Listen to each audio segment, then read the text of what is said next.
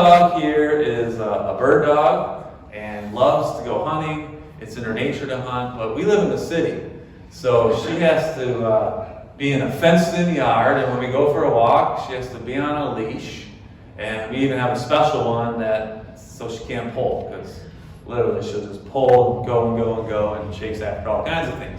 Well, a month or so ago, on a Wednesday night, I came home from church, took out the garbage, and left the gate open. The next morning, Jamie let her out, first thing in the morning, and she found her way out. And she went missing for a few hours. And I was awakened, I think about 5 o'clock, and I immediately got on my clothes, grabbed my keys, and started driving around. Drove around for an hour, couldn't find her. Jamie went looking. She put it all over social media. People got out of their houses and went looking for Billy. Everywhere they were looking for our dog. And she was missing until about an hour after it got light out.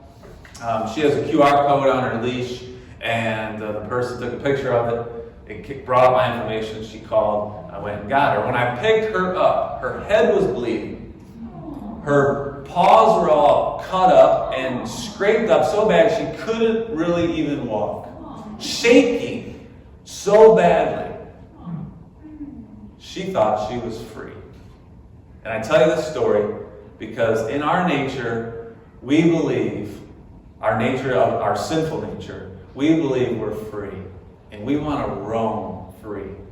But when you roam free in the darkness, when you walk in the darkness, you will eventually get beaten up, cut up, and bleed. That's the truth. I don't want you to hurt yourself, and I don't want you to live as a prisoner of sin. I want you to abide with Jesus. Do you know when our dog is the most happy or the happiest dog in the whole wide world?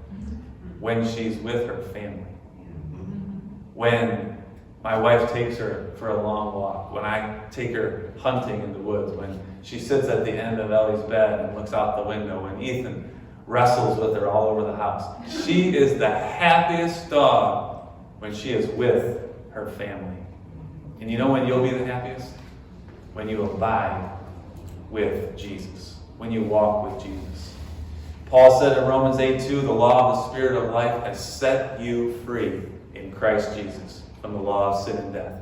And he said again in Galatians 5:1, for freedom Christ has set us free.